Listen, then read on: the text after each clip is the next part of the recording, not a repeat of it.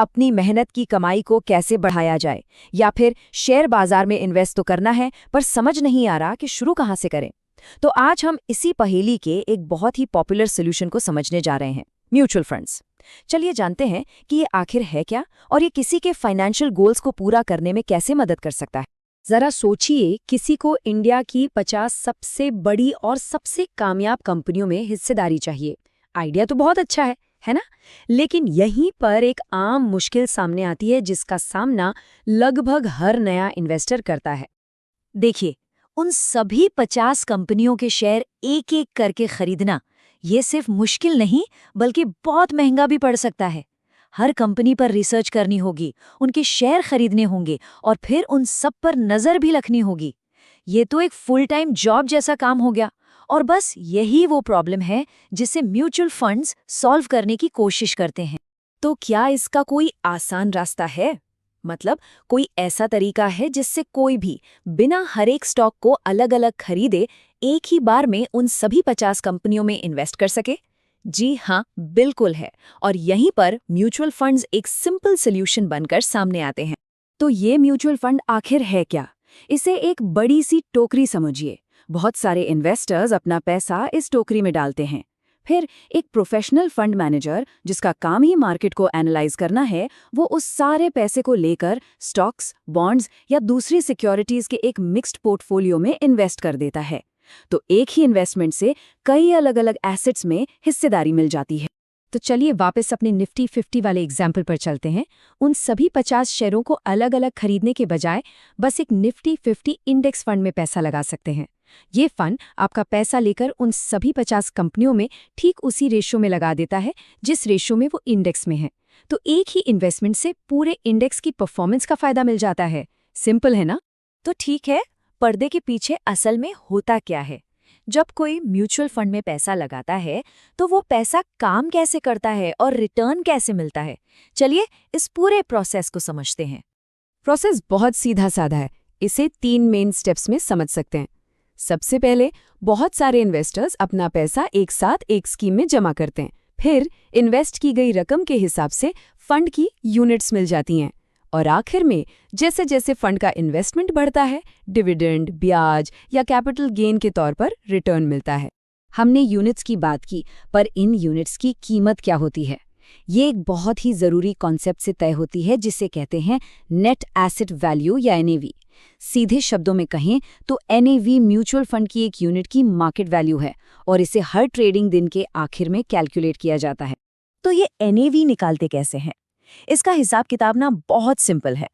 Fund के पास जितने भी टोटल एसेट्स हैं उनकी वैल्यू ली जाती है। उसमें से उसकी सारी देनदारियां यानी लायबिलिटीज को घटा दिया जाता है और फिर जो अमाउंट बचता है उसे टोटल यूनिट्स के नंबर से डिवाइड कर देते हैं।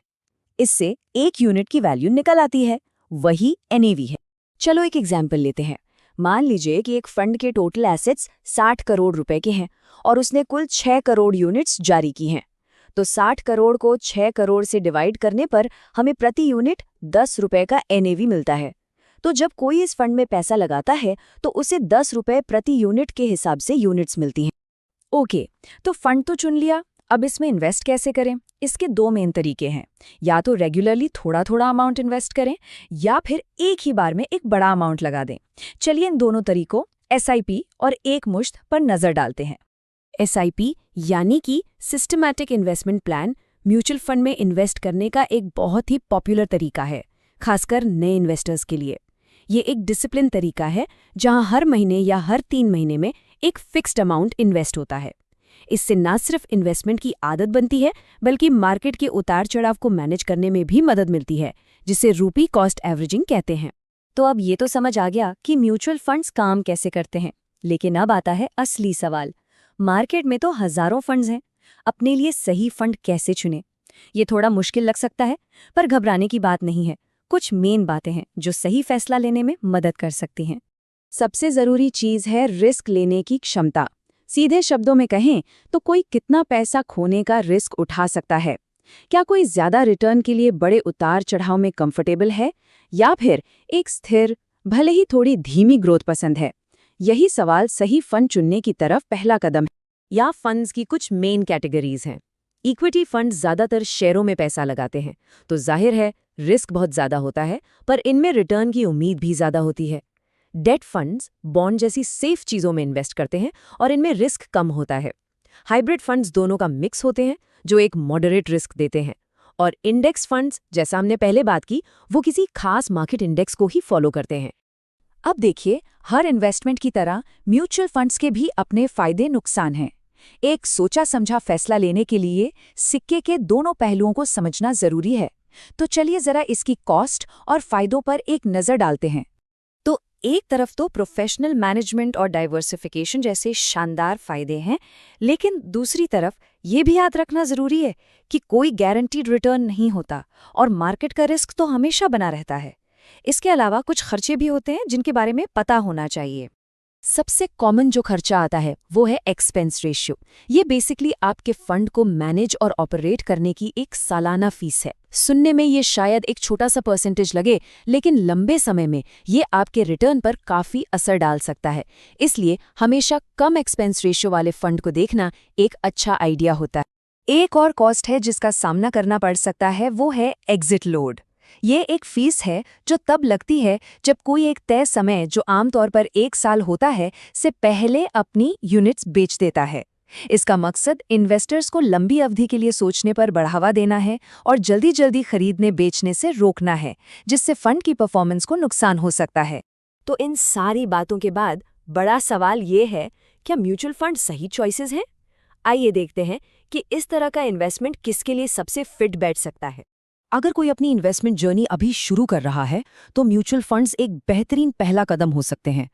अगर मार्केट को ट्रैक करने का ज्यादा टाइम नहीं है, तो प्रोफेशनल मैनेजमेंट ये काम कर देता है। ये घर खरीदने या रिटायरमेंट जैसे खास गोल्स के लिए भी बहुत अच्छे हैं, और कुछ मामलों में ये टैक्स बचाने में भी मदद कर सकते हैं। तो अब जाते जाते एक सवाल छोड़ जाते हैं, ये जानकारी किसी के लिए क्या मायने रखती है?